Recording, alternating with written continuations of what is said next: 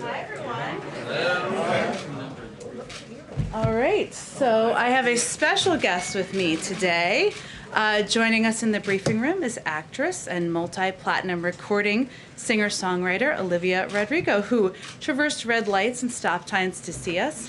If you know her music, you'll get that dad jokes there. And we just want to thank you for using your platform and your voice for elevating the important issue of young people getting vaccinated. She's here today to meet with the president and Dr. Fauci later this afternoon, but she agreed to come say a quick hello to all of you first. With that, I'll turn it over to you, Olivia. Hi. First, I want to say I am beyond honored and humbled to be here today to help spread the message about the importance of youth vaccination.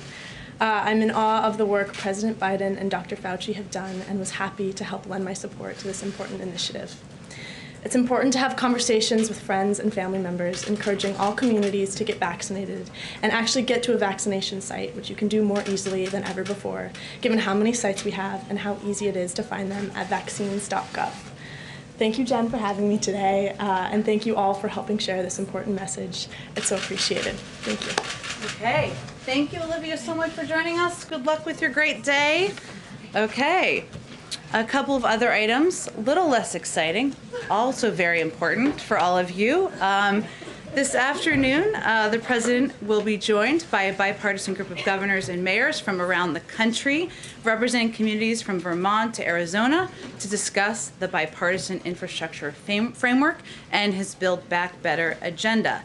The framework has received support from across the political spectrum, including yesterday from a bipartisan group of 369 mayors from all 50 states and a letter organized by the U.S. Conference of Mayors, the bipartisan leadership of the National Governors Association, and a coalition of 20 leading business and labor groups. During the meeting, the president will underscore the broad bipartisan public support for generational investments in our economy and middle class that will create millions of jobs and help us outcompete the rest of the world in the 21st century.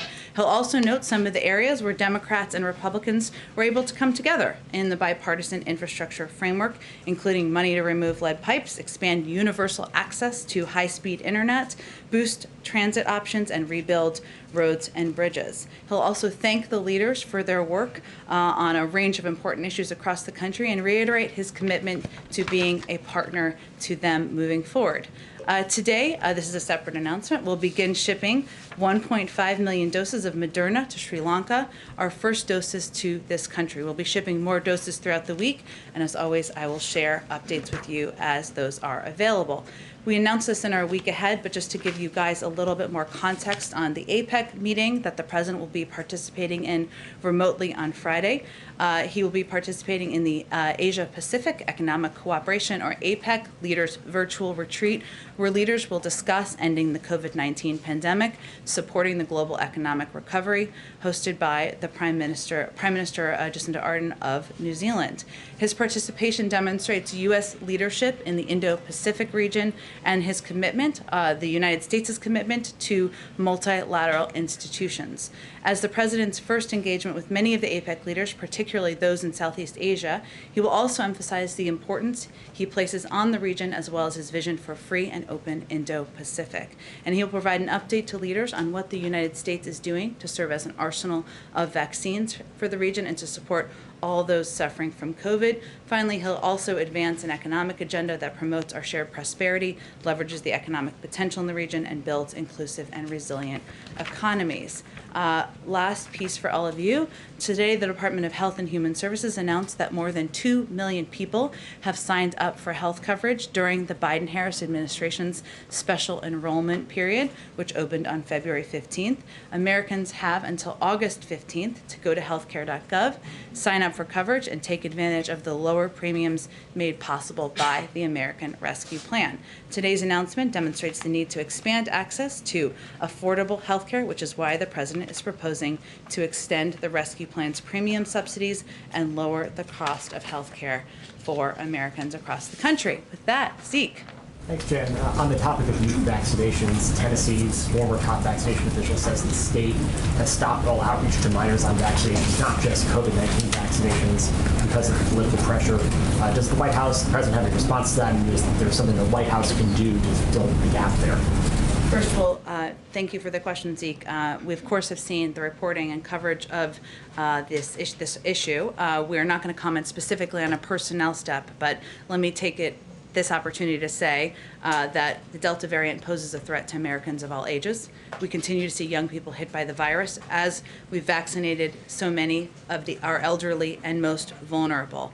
And we've been crystal clear that we stand against any effort that would politicize our country's pandemic response and recovery from COVID-19. So even as we've seen, unfortunately, personnel decisions made in other parts of the country as well over the past several months along these lines, we are going to continue to work with partners in states like Tennessee and in states across the country to ensure that we are pushing back against misinformation, that we are conveying accurately that the vast majority, 99.5% of people who are going to hospitals are not vaccinated, and ensuring we're using every tool at our disposal. I'll also note for you that this week, our Surgeon General, tomorrow actually, he's going to come to the briefing room tomorrow to talk about, he will discuss health misinformation in the United States, as well as our efforts to work with communities and get out information about COVID-19 vaccines. On a different subject, we've seen the Taliban continue to make gains in Afghanistan, and we saw the administration's announcement earlier today about SIV visas. How large is the population, the universe of people who would qualify for these visas? And does the White House believe that there's enough within the statutory cap right now in that program for all those who help the United States and Afghanistan to come to the U.S.? Does Congress need to do more to let that happen? What is the timetable for getting everyone in Afghanistan who wants to leave and come to the U.S. out of Afghanistan? Sure. Well, you had a couple questions in there, so let me try to address all of them. First, we're working closely with Congress to change the authorization legislation so that we can streamline the process of approving these visas. Obviously, we have a number of authorities. We want to make sure we're working to expedite and work as efficiently as possible.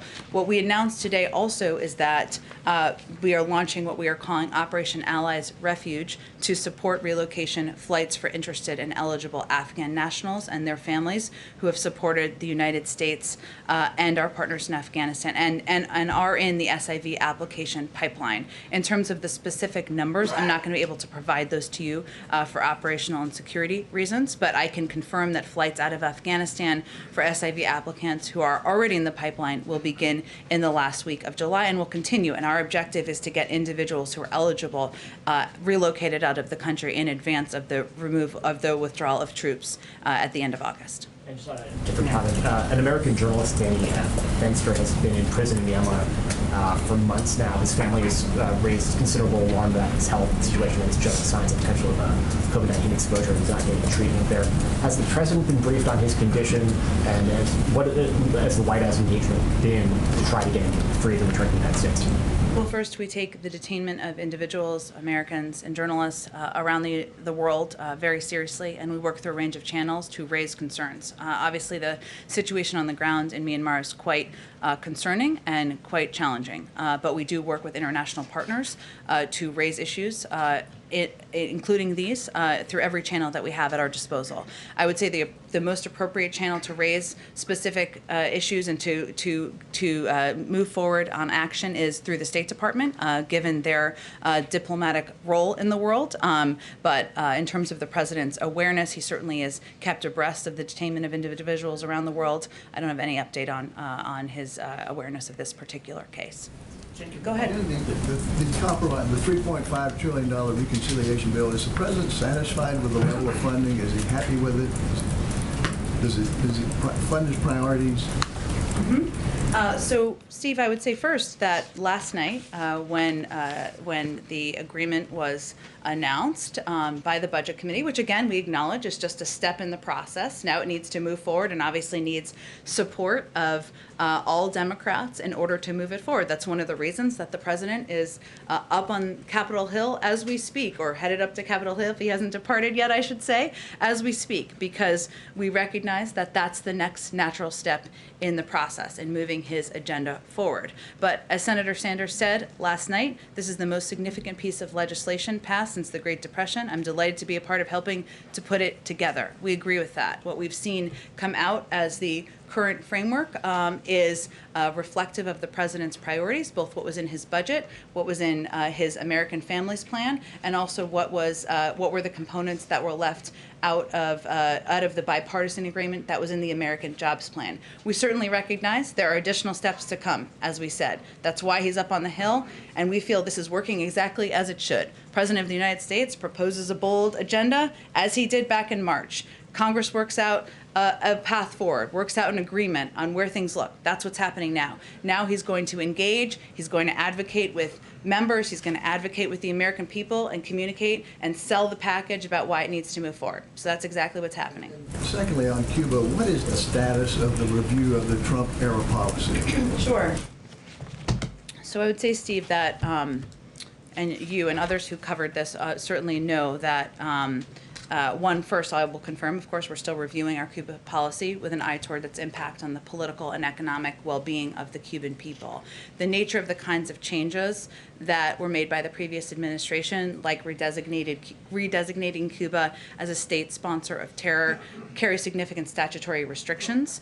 We've been running a thorough policy process on these and other issues with support for democracy and human rights always at the core of our work. Now, there's no question that the protests over the weekend and the events of the last several days are significant events. And it was the largest protest we've seen in Cuba in a long time. That will obviously have an impact on how we proceed. So we will see how things develop in the days ahead and develop our policy responses accordingly. We don't want to do it as one-offs. We want to look at it as we have been with a comprehensive approach in mind. Go ahead. Thanks, Jen. Are there must-haves? I should say this differently. What are the must-haves for the president in this reconciliation package as it moves forward? Well, I'm not going to negotiate further from here or at all from here. Obviously, as I just noted, Senator Sanders, the chairman of the Budget Committee, noted the historic nature of this package that has been agreed to by the Budget Committee. We agree with that. This package currently represents and is aligned with the president's priorities, including what was been outlined in his budget, which is quite public, out in a blueprint, as well as the American Families Plan, which includes key components of investing in our workforce, in childcare, and in the next generation. We also understand that this is a process. There are steps to go. He's going to continue to advocate. He's going to continue to talk with, engage with members just as he is today. And we know that there can be changes as things move forward. But it is certainly aligned with the priorities he's outlined publicly. So Senator Padilla is saying that it's his understanding, I want to get this right, and expectation that a pathway to citizenship would be included in this package. He says it could be just a matter of months if all the necessary steps are taken. Is that a correct assessment from this White House's point of view? Well, again, we have said in the past that we certainly want to see an immigration bill passed through Congress. There are a range of mechanisms to do that. We will let Congress determine how they want to move that forward. And certainly there are a number of advocates in terms of people who are elected officials who support that as well. But in terms of additional contents of what would be in the package, I would refer you to the Senate. But is this one of those mechanisms that the White House would support? Sure. Go ahead. Thanks, Jen. Does the White House have a reaction to the charges that were filed against Iranian nationals, including Iranian intelligence officials, for a plot to kidnap an activist on U.S. soil? Sure. First off, this is a law enforcement matter, of course, hence the announcement came out of there, and we're not going to weigh in on the specific allegations in the indictment.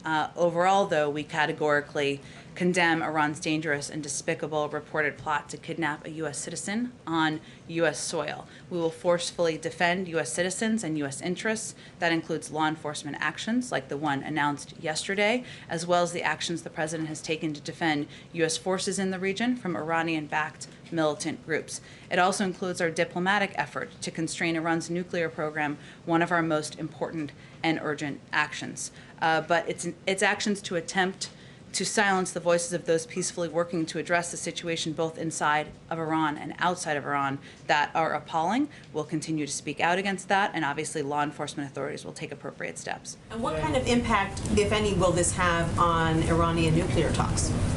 Well, it still remains, we have never assessed Iran to be a good actor in the world, not just by this plot to kidnap a person who's residing in the U.S., but their activities in the region, which we have had great concern about, and the president has taken retaliatory actions for. But at the same time, we still see it in U.S. interests and in our national interest to engage in ongoing discussions so that we can have greater visibility into Iran's path to acquiring a nuclear weapon. So we will continue to pursue those talks, pursue the diplomatic path forward, which we think is in our interests and continues to be constructive. And then on another topic, the president gave a very impassioned speech yesterday about voting rights, calling on Congress to pass sweeping voting rights legislation, but the political reality there remains the same, which is that the Senate is unlikely to pass anything unless the filibuster rules are changed. Is he giving Congress a certain amount of time, a window to act before he changes his position on the filibuster? Well, first, I think what you heard the president deliver yesterday, and what many people on the outside heard, was an impassioned case for why voting is a fundamental right in this country and why we should use every lever at our disposal to advocate for it and ensure people have access. One of those is certainly legislation, something he will continue to push for and advocate for, and he's asked his vice president, and she's agreed, to serve as the point person on moving that forward. We do hard things. We don't accept that there isn't a path forward. We're going to continue to engage with leaders in Congress about not just the For the People Act, but also the John Lewis Voting Rights Act, something voting rights has been supported in a bipartisan manner quite a bit in the past. In terms of the filibuster, it is a legislative procedural process that is up to the Senate to determine the path forward on. And I will leave it all to you to determine what the vote count and the whip count is there, but there is not the majority to support that. And I know we focus on one or two, but it's certainly more than that of individuals who oppose changes to the filibuster because of the history. Go ahead. Thank you, Jen. About voting rights and these Texas lawmakers who have come to Washington, do you know any examples from his 36 years in the Senate that Joe Biden just hopped on a train and left town to avoid a vote that he knew he was going to lose? Welcome back. Look, I think that the president's view is that these Texas legislators were making a statement through action in opposition to efforts in their state to oppose restrictions on people's fundamental rights and their rights to vote in their state. That is why they departed. The vice president met with these legislators yesterday, and the president, I should say, certainly applauds their actions and their outspoken opposition to states to efforts to put in place restrictive measures in their state. And maybe it is funny to think about it that way, but the president is talking about this as the most serious assault on our democracy. I don't think anything about this is funny. I think what is important to note, though, here is that there are 28 states, including Texas, where there are laws in place or in process to make it harder to vote. And it requires bold action. It requires bold voices to speak out against that and make sure people understand their rights. That's exactly what's happening here. So does the candidate, who's now the president, who told people he knew how to make deals with Republicans, he's meeting with Republicans today, does he think that the best way to prevent something bad from happening, that he thinks is bad from happening in Texas, is for these lawmakers to be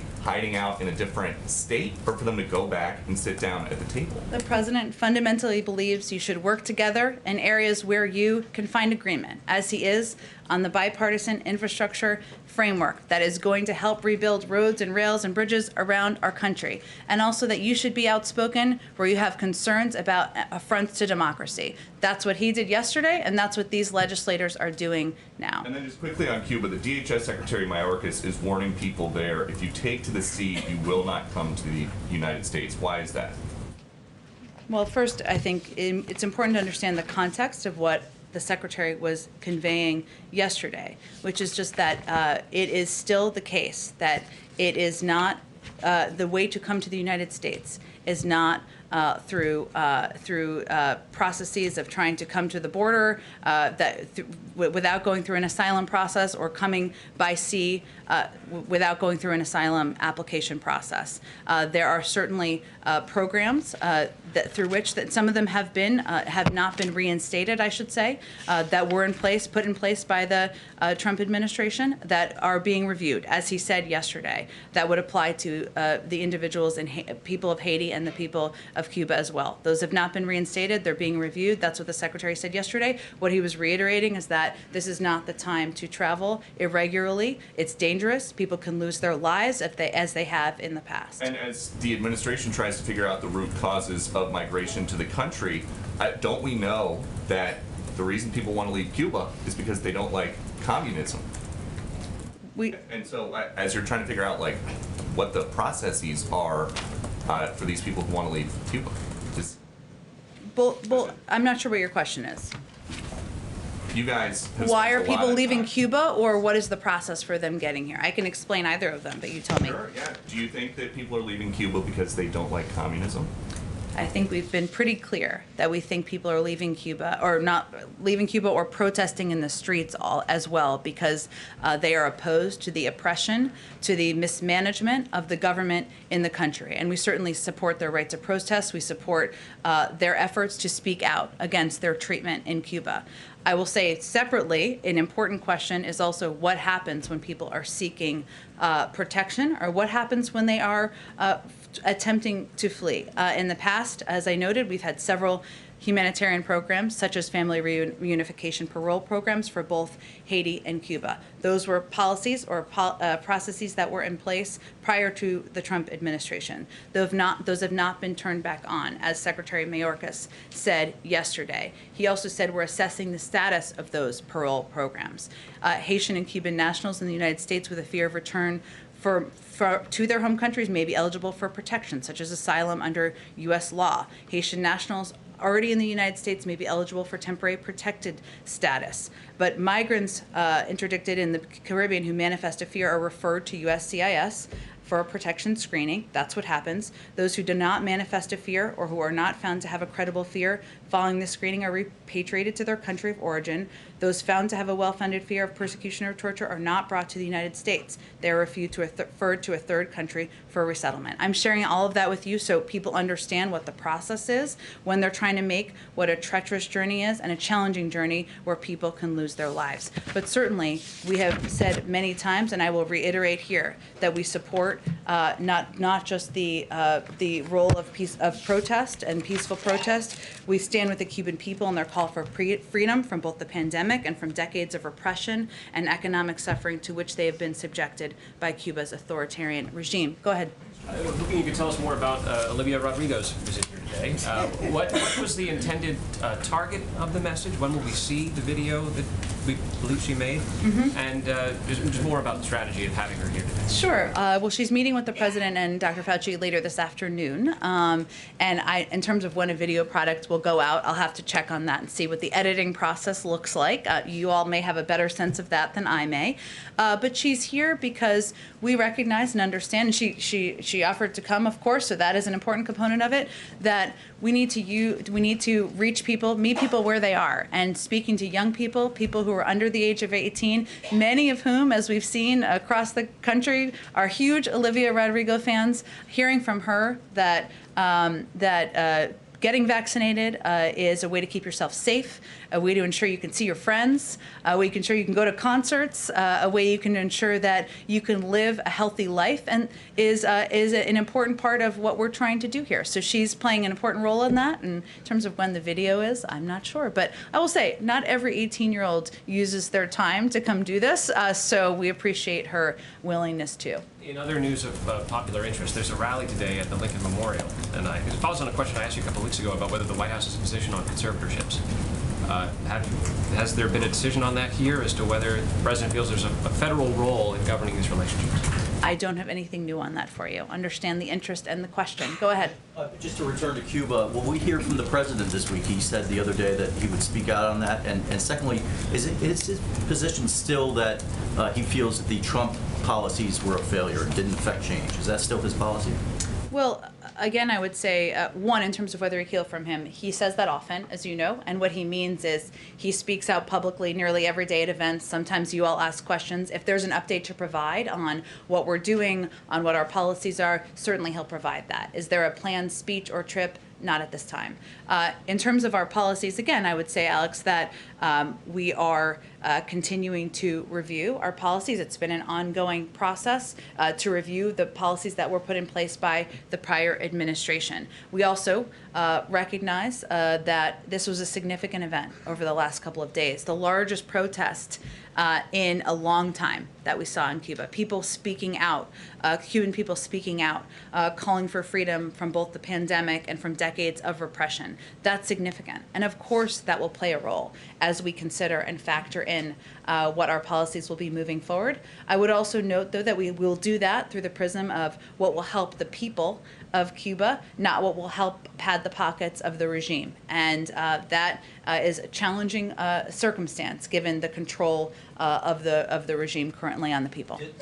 Does President Biden endorse Senator Schumer's bill on marijuana? I've spoken in the past about the president's views on marijuana. Nothing has changed. There's no new endorsements of legislation to report today. Go ahead. Just for clarity, housekeeping, did you, maybe I missed it, will the president meet with the Texas Democratic legislators, and if so, when? The president asked the vice president to meet with the legislators yesterday. She was happy to do that. She did that. He supports, of course, their voicing of their strong views. I don't have any plans to preview for you at this point in time. Has he spoken to them in any form by phone? Did he call into that at some point when the media left? He did not. Let me ask you, if I can, about a couple other questions. One as it relates to the dark websites that are linked to Our Evil. We saw that the ransomware gang, Our Evil, those websites were no longer operating as of yesterday. Is the U.S. behind the targeted attacks on Our Evil or the computer servers that have hosted those ransomware attacks? I don't have anything more for you on it. Is there any indication that Our Evil, has adapted to preempt a possible attack? We just don't have anything more for you on Our Evil's absence currently from the environment. Let me see if there's something else you can answer then, perhaps. On Afghanistan, we know that Operation Allies Refuge and the announcement that this is going to begin for those who are already in the pipeline, as they describe it, in the last week of July. They can't talk, it said in the note that was provided by a senior White House official. They wouldn't say anything more specifically about the timing of it, but where are these Afghan nationals and their families? Where will they be going? Well, again, Peter, for operational and security purposes for the individuals that we're relocating, we're not going to be providing details of that at this time. I don't foresee that necessarily changing. Once it is in a place where their security is affirmed, then we will, of course, provide information as we have on the timing, as we have on what the operation looks like. Sure. So on that basis, then, as a security issue, then how many Afghan nationals and family members does the U.S. assess have been killed in the course of the last several months in Afghanistan in the absence of their departure from that country? So I don't have any assessment of that, Peter. I would say that the reason that we are taking these steps is because these are courageous individuals. We want to make sure we recognize and value the role they've played over the last several years. We are working on several fronts here, both working with Congress, using our authorities, relocating individuals who have played roles as translators and others supporting U.S. efforts in Afghanistan. So that should be seen as significant. I would also note, because I didn't note it earlier, that we have Ambassador Tracy Jacobson, a 3-time chief of mission in Tajikistan, Turkmenistan, and Kosovo, is leading the State Department Coordination Unit that will deliver on the president's commitment under Operation Allies Refuge. The unit also includes representatives from the Departments of Defense and Homeland Security. Russ Travers, who's Department of Homeland Security Advisor, the Deputy Homeland Security Advisor and former head of the National Counterterrorism Center, is coordinating the interagency policy process on the operation as well. And the Homeland Security Advisor is traveling to Uzbekistan. Is that something you're going to have to tell us? Or Oh, I can. I certainly. She is. She has or she is? She is, let's see, she is en route, or she is there. She is, I believe, there now. She's leading a U.S. delegation to a high-level international conference. They're going to be discussing the promotion of prosperity, security, regional connectivity while she's there. Obviously, security in Afghanistan and the region, and all of our initiatives and priorities will be a part of the discussion. Go ahead. Thanks, Jen. On that $3.5 trillion package that was unveiled last night, how does the president view that top line number? There's some in the party that balked at higher spending, of course, or is it too low? How does the president kind of view that number right now? Well, again, as I said a little bit earlier, the step forward announced last night is a significant step forward, I should say, in our view, in the president's view. And we recognize there's still a path forward, and steps forward that need to be taken because, while this is an important step in the committee, we obviously need every member of the Democratic caucus to support this endeavor moving forward. But I'd also note that, as Senator Sanders said last night, this is the most significant piece of legislation passed since the Great Depression, and I'm delighted to be part of having helped put it together. So yesterday was a major breakthrough for middle-class families in the president's view. And then on voting rights, civil rights leaders and activists have characterized the president's reluctance to mention the filibuster as a lack of urgency on the issue. I mean, what do you say to those critics that say that's a lack of urgency, that he hasn't yet pushed senators to support abandoning or modifying the filibuster to get this legislation passed? Well, I would say first that the president delivered a major speech yesterday on voting rights, which received a great deal of attention and many accolades from a lot of supporters, advocates out there in the country as well, because he wants to stand with them and is committed to standing with proponents of access to voting rights across the country in this fight and this effort moving forward. He also talked in his speech, as you know, about not just his commitment to the For the People Act, but also about what levers from the federal government he will continue to use, whether it was the executive order he signed into law just a few months ago, or steps the Department of Justice are also taking. But this is going to be a cause of his presidency. The fact that he delivered a speech yesterday, elevating the issue, educating people on the issue, making sure people understood their rights, should be seen as a representative of his commitment. Go ahead. Go ahead. Hold on. Go ahead. You've gotten close to this, but I want to make sure I'm Okay. clear. The president going to this lunch, should we take that as an indication that you don't think you have all 50 Democrats signed on to this framework? I would say, as you all know, if there were enough votes for each of these priorities, there would be a vote, and it would have happened. So I will say that he's headed up to the Hill because it's the next natural step. And again, as I said earlier, he knows that as president, you lay out a bold agenda, or certainly that's your objective.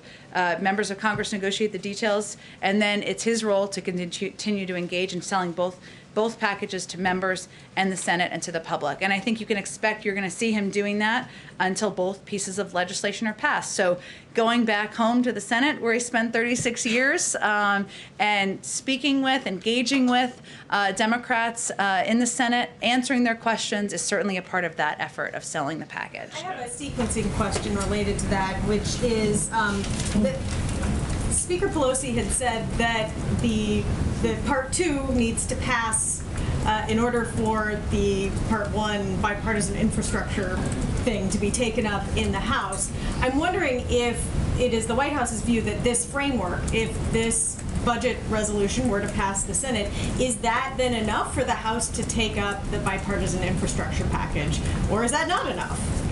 The president expects to sign both pieces of legislation into law. They're on a dual track, as he long said they would be on, and we're going to leave it to leaders in the Senate and House to determine the sequencing. Jen, Go ahead. Jen, one more crack on the filibuster thing. Go ahead. The vice president yesterday, when she was asked about changing it to have a carve out for voting rights, said, quote, "I'm certainly having conversations with folks." Is the president also having conversations, or is he sort of yielding completely on the idea of changing the filibuster, given that yesterday he compared the current state of democracy as in peril, comparing it to the Civil War? So is he talking to people about this legislative tool that could be changed? Is he having conversations? Well, first, of course, the president and vice president have conversations about a range of issues, including members who raise concerns or their advocacy for changing filibuster rules.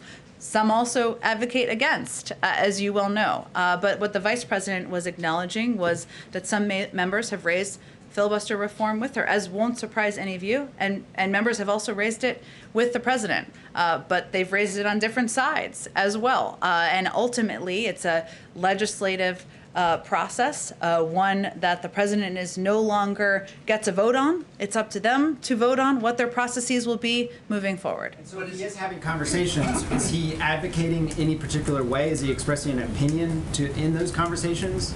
Again, they've both heard from members who have points of view on the future of the filibuster, as won't surprise any of you. That is what the vice president was referring to, and the president also has, of course, been a part of those conversations. But his position, I've stated to all of you publicly, is what his position is privately as well. Did you have a question, Caitlin, or no? Yes, I do. Go ahead. I'm not just here for fun. No, I know, but I didn't know. You didn't raise your hand. I didn't want to skip you. Thank you very much. He met with Senator Sanders earlier this week, who wanted this $3.5 trillion number initially to be a lot higher than it is. There are other moderate members who wanted it to be a lot lower than it is. So does he plan to meet with people like Senator Manchin on this one-on-one as well? I expect the president will continue to be deeply engaged with a range of members, Senator Sanders, Senator Manchin, others in the Senate, as they work to move this legislation forward. And it is certainly a significant step, a big breakthrough last night in the agreement that was announced. The president will be the first to tell you, though, that he knows there are a number of steps ahead. And there will be continuing discussions, negotiations. There are components of this that could certainly change, but it was a big breakthrough for middle-class families, and certainly he would echo the comments made by Senator Sanders. And then on vaccine misinformation, Ron Klain, the chief of staff, said recently that it would be a policy decision whether or not the administration went after regulating companies like Facebook on things like vaccine misinformation. So what is the administration's stance on that? Well, we believe that all of us, social media companies, platforms, where a lot of this misinformation travels, the media, state and local officials, it's important for everybody to step up and spread the word about the vaccines. There's a report that will be coming out that, again, our Surgeon General, Vivek Murthy, will be coming to the briefing room tomorrow to talk about, and certainly the pushback against disinformation, information that is, literally a matter of life and death, is something that is going to be a continued focus of this administration. You are right that obviously decisions to regulate or hold to account any platform would certainly be a policy decision, but in the interim, we're going to continue to call out disinformation and call out where that information travels. Does the president have plans to speak with Mark Zuckerberg at all about this? There's no plans that I'm aware of. Go ahead. Thanks. A group of senators is urging the president to postpone a pause in federal student loan payments until next March. I'm just wondering, what is the president's current thinking about the timeline for reinstating those payments? Well, there's a certain timeline I think that's required because I think they expire in the fall, if I'm correct. So obviously it would be in advance of that period of time, but I don't have anything to preview for you in terms of where he will land. I want to give him the space to make a decision. And I have another question on climate. The EU today said it will impose a carbon border tax, which could affect U.S. imports, which could complicate the president's plan to present sort of a unified front later this fall in Glasgow. Is the administration concerned about how the carbon border tax will affect exports to Europe? This is a very good question that I suspected someone would ask me about today, and I actually did not talk to our team about it, so let me get something. I'm sure it's of interest to others, and I'll get back to you after the briefing. Okay, thanks. Go ahead. Thanks, Ron. So as we speak outside right now, there's solidarity protests with the Cuban people right outside the fences of the White House. We've been seeing this all across the country here, and Democratic lawmakers in South Florida have actually called on Biden to come down to Miami to give a speech. You all are reviewing your policies, but is there a way that you believe, either to answer these calls, that you can more forcefully show support for the Cuban people in that way? Or is there anything in the works? Through a speech? Yeah. Like, it's been asked, so. Well, certainly understand that, but I would say that I think what is most important to the Cuban people is understanding that the United States stands with them and their call for freedom from both the pandemic and from the decades of repression and economic suffering to which they've been subjected by Cuba's authoritarian regime. And also, I would just note that, again, it is a policy process that has been under review. There were a number of policies that were put in place by the prior administration. We want to do that in a comprehensive and not a one-off manner. We want to do it through the prism of what is going to help the Cuban people directly and help incentivize a change in behavior, if that is possible. And certainly the events, the protests, the reaction, the continued oppression of the Cuban people weighs in on our decision-making process. But I don't have any speech or visit to preview for you. So then on policy changes, on the campaign trail, Biden promised that he would reinstate the Cuban family reunification referral program. Can you give us a readout maybe on where that process has gone so far in these comprehensive reviews? There's, again, an ongoing review. Of course, the events and the protests and the reaction and the continued oppression of the Cuban people will weigh in on will be a factor in our decision-making process, but I don't have anything to preview for you. Go ahead, Karen. Thanks, Jen. Can you give us a preview of the president's child tax credit event tomorrow? What's his message going to be? Is he bringing real people to the White House to highlight this? Just what's it going to look like? Yes, that is our intention. Real people, as we call them here. I will say that there are tens of millions of families across the country who will benefit from the child tax credit that has been extended thanks to the American Rescue Plan. Also, it's something that he has advocated for and will continue to push for. And there's broad support for in Congress, extending further than that. But tomorrow we're marking the fact that these checks or these direct deposit payments, because we're in 2021, will start going out directly to people's bank accounts.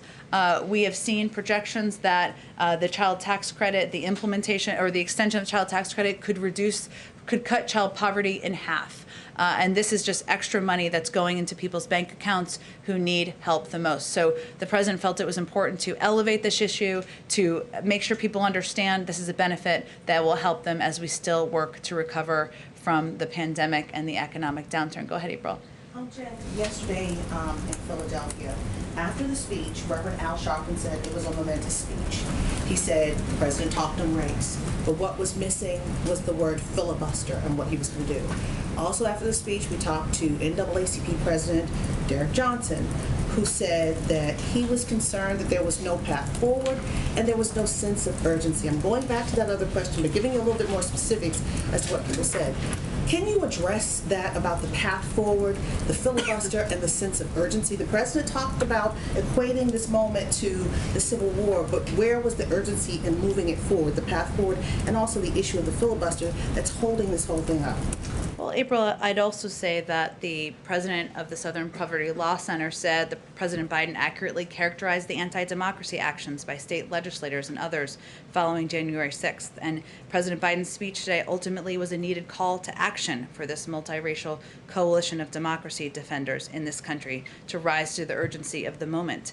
The president of Unidos US said, "I commend the president for asserting the importance of voting rights, especially as we're seeing numerous states enact voting rules that are restrictive and discriminatory for Black and brown communities." The president delivered this speech yesterday because he knows that there is still not enough information out there, not enough empowerment, not enough engagement with people across the country about what their rights are and what is happening in states across the country that is oppressing and silencing their right to have their voices heard. That's why he delivered the speech.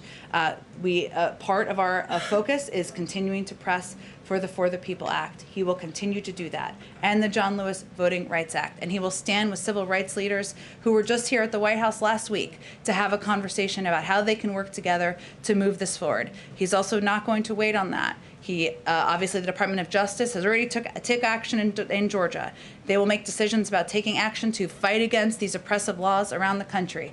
We're continuing to implement the executive order. We're continuing to fund efforts around the country to educate and inform citizens. So he delivered the speech to make sure people knew what their rights are and to make sure people knew what he was doing to fight against efforts to oppress. So what about the pathway forward, though, from this administration? You're telling the coalition groups to go out and act. The president said that yesterday. But what is the path forward? What is the formula that this administration has to making sure that H.R. 1 is passed and then H.R. 4 comes behind? H.R. 1 and S. 1 are passed, and then H.R. 4 moves forward. Well, I don't have details on a legislative strategy to outline for you here. We are going to continue to work with leaders in the Senate, leaders in the House, who, as you know, are huge advocates for moving these pieces of legislation forward.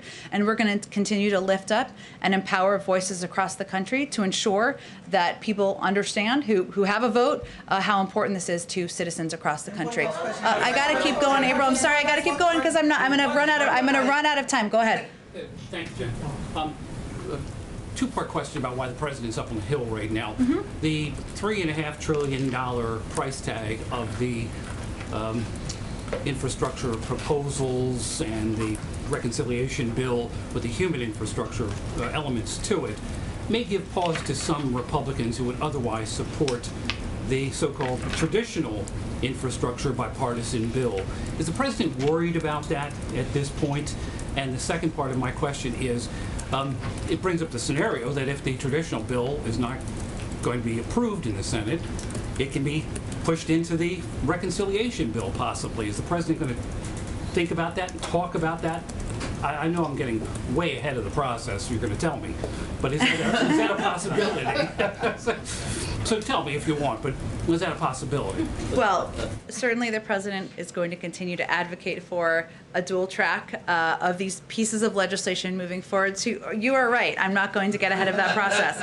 But I will say that the president was in the Senate for 36 years. He's the first to say that, and he knows well, that voting for one measure you support never means you have to vote for a different measure. That's not how legislation works. And certainly he said from the beginning that, and he's been clear for months, as his Republican colleagues have acknowledged for months, that we are proceeding on two tracks to pass his economic agenda. One is the bipartisan infrastructure framework.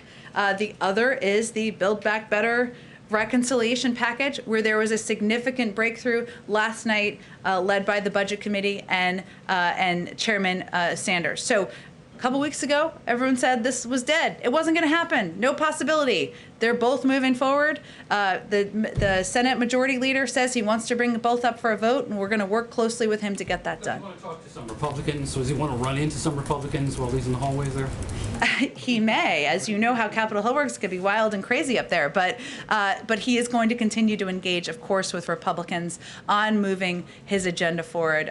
Today is an opportunity to speak with Democrats about both pieces of his legislation, both pieces of legislation they support, many of them support, about moving them forward. Go ahead. A question on COVID, a question on a question on Cuba, and then a question on COVID after that. Given the lack of internet access in Cuba, how is the administration monitoring the situation, the crackdown on protesters, and if the administration determines that there is violence against protesters, what options are at the president's disposal? Well, first I would say we continue to call for the swift release of those peaceful protesters who have been unjustly detained. Again, we stand with the Cuban people and their call for freedom from both the pandemic and from decades of repression. The protests in Cuba, as you all know, have largely stopped because of the regime's violent crackdown and retaliatory measures against Cubans in exercising their fundamental and universal rights. This is unacceptable. Of course, we will continue to call for a change in approach, and we will continue to review our own policies about what is possible and work with our partners around the world in a coordinated fashion as well. And on vaccinations, you've talked before about going county by county. What does the administration think is driving some of the variation of vaccination rates between counties? Looking at Kansas and Missouri, for example, Missouri has more than 30 counties where there's less than 25% of the population vaccinated. Kansas, right next door, culturally similar, only has 2 counties in that case. What accounts for variation between states, between counties? Is it local officials? Is it state officials? I can't make a sweeping assessment of that. It's different in county to county and in state to state. We also recognize, looking at the data, that there are portions of the population, demographics, including people under the age of 27, who have a much lower vaccination rate. Hence, we are quite focused on communicating directly with those people, hence our special guest today, about why it's important to get vaccinated, why these vaccines are safe, why they can still kill you, even if you are under the age of 27. We need to be clear and direct about our messaging. There is misinformation out there. Sometimes that's traveling on platforms. Sometimes that's traveling, unfortunately, unfortunately, out of the mouths of elected officials. So it's really case by case, but the most important thing we can do is not see this as a partisan issue, because certainly the virus is killing people, whether they're Democrats or Republicans. If you're vaccinated, you're protected. 99.5% of people who are going to hospitals are not vaccinated. That's a pretty clear statistic. Go ahead. Rodrigo is here today. Why would you invite Olivia Rodrigo, who's only 18 years old? She's super popular, obviously. She has a line of fans outside of this White House gate right now. Sure she does. And they told me to make sure I get in a question for them. So my question for them and the rest of the young people in this country is, what is it that Olivia Rodrigo is tasked with while she's here? What's the goal of having her voice involved in this conversation? And I'm saying this in the context of youth numbers being very low right now. Reports are saying that those who are eligible, even though the government lowered the rate of eligibility, those young people are not getting shots. So I imagine that her being here today has something to do with that, but I would like you to go on record to explain. Sure. I think I answered a similar question earlier, but I would say that certainly a voice of someone like Olivia Rodrigo, who is a popular recording artist and someone who has legions of fans. Some of them are outside the White House, and her willingness to play a role in making sure people understand, young people understand, they are not immune from getting COVID. They are not immune from getting very sick from COVID, and that it's important to know that the vaccine is safe, it's effective, and it's accessible. And certainly her willingness to use her voice and her platform to speak directly to young people is quite powerful, and we're grateful for her time and effort. Go ahead. Go ahead. Good. Crime prevention meeting on Monday. The administration's encouraging cities to use COVID funds to hire police, but cops are walking off the job. Applications to training academies are down. Recruitment and morale is a real problem. Is the administration going to take a lead with these cities to help improve recruitment and morale for local departments? And if so, what would that look like? Well, one, I would say that a number of cities have actually used funding from the American Rescue Plan to rehire police and to make sure that they are funding their cops program, something the president has supported throughout his career. We also have just started a strike force to work from the Department of Justice with about a half a dozen cities around the country to crack down on illegal gun trafficking. Another way that we are working with cities to ensure we are being an effective partner from the federal government. And the president has proposed a great deal of an increase in funding for law enforcement in his federal budget that can be used to keep cops on the beat, to ensure that we are supporting local communities. So those are all steps that he's taking and he's proposing in action. But if people don't want to be cops, what does this really matter, freeing up these funds? I mean, everybody wants better cops, better policing, more diverse policing. Is just freeing up these funds going to be enough to do it, or does the White House need to do more? Well, again, I think the president has been clear that he supports and advocates for and supports funding and has proposed funding to ensure that local communities and local police departments have the support and the resources they need. At the same time, he's also been an advocate and looks forward to signing a police reform bill into law. Go ahead. Thank you, Jen. I wanted to ask you a question about a gender equity issue that I hope you could weigh in on. You may be familiar with 5-star safety ratings. They're the measure for cars, trucks, vans, how well they perform in crash tests. And it turns out, based upon an investigation that Gray Television has done, the testing is not done for women drivers. It's just a male crash test dummy that is put behind the wheel of an automobile, not a female crash test dummy. Since our investigation, bipartisan legislation has been introduced in both the House and the Senate to correct this gender inequity. I was hoping that you could weigh in on this issue, number one, and could you support that type of legislation? Well, I do know that NHTSA, who oversees this effort, does use female crash test dummies in some of their safety testing and uses data to determine where to use which sized and gendered dummies. They also use computer simulation, in addition, to enhance their research and fund the Global Human Body Model Consortium, which has developed simulation models for a variety of occupants, including men and women, but also children, the elderly, and more. So that's another way they rely on data. But otherwise, I would refer you to NHTSA, who would have more additional information. I don't have any announcements about support for legislation at this point in time. Go ahead. I would like to turn it back to immigration for just a moment. I know that President Biden has previously said that his administration is going to work to address illegal immigration in Central America by addressing root causes of it, including corruption. And I'm wondering, with what we're seeing right now in Cuba and Haiti, I would think that would suggest that that can be a very long and tricky process that can lead to very dangerous situations. Do you think that that throws any sort of wrench into the administration's kind of plan to address illegal immigration in Central America in that way? I don't think so, but tell me more about your question.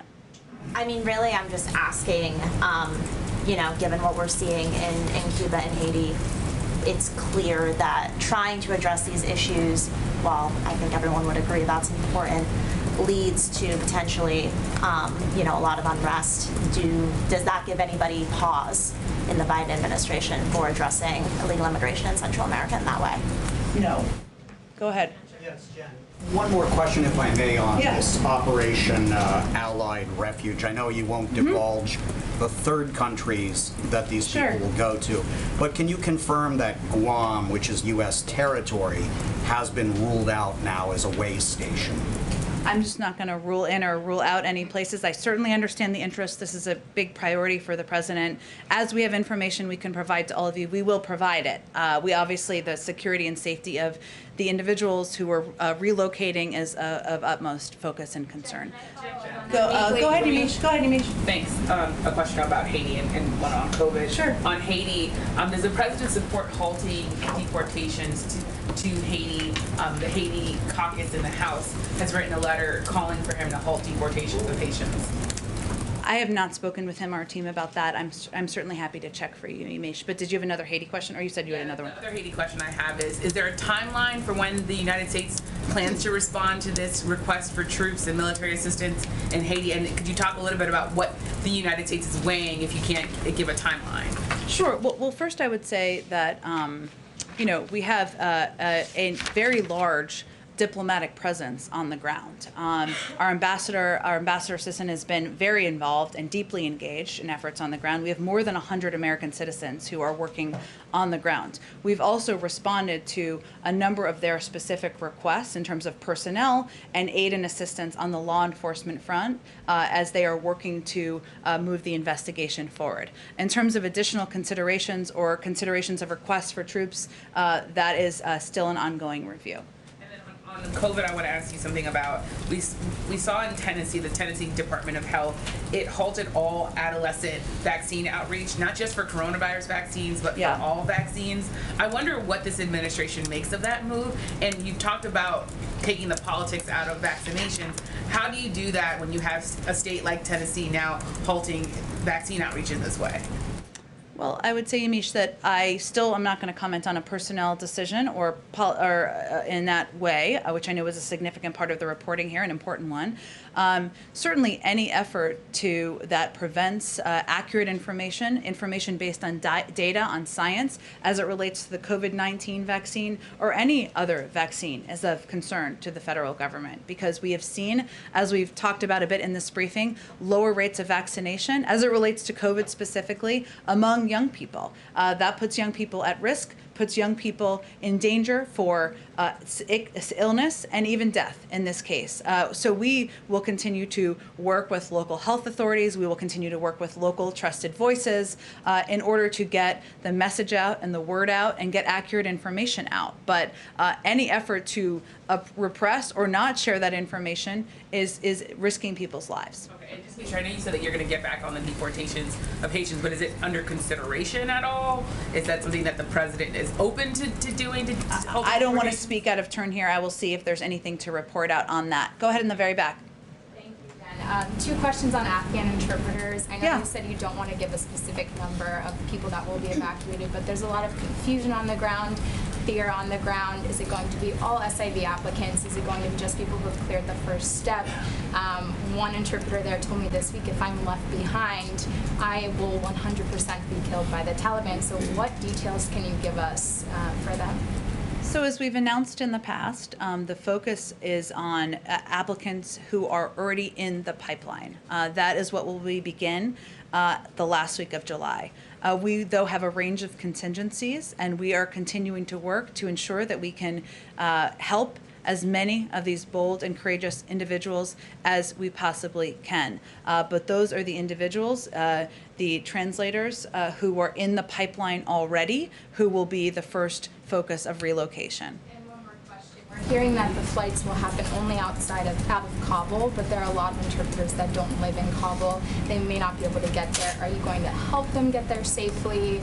They're threatened by the Taliban, and they often don't go outside. So advocates are wondering how they're going to get to those flights. It's a great question. We obviously want to help interpreters and applicants who may not be living directly near the airport. I will see if there's more from the State Department in terms of the operational component of this that we're able to share. But certainly we keep that in mind. Go ahead, Chris. So going back, I know this was partially asked, but going back to this question on decriminalizing marijuana at the federal level. So I just remember during the campaign, since then, the president has spoken about mass incarceration and reducing the levels. Is he encouraged that this is coming back to the Senate? I know you won't speak specifically about endorsing the bill, but is he glad to see that this is resurfacing and that there will be a debate over it? I have not spoken with him about this specific piece of legislation. Go ahead. Okay, go ahead. Last one. What about the issue of decriminalizing? Again, that remains his position, and certainly he would be encouraged by steps to implement that, but I have not spoken with him in recent days about marijuana or legislation. Go ahead on this. Special envoy here is in Moscow right now. He met Foreign Minister Lavrov, I think yesterday.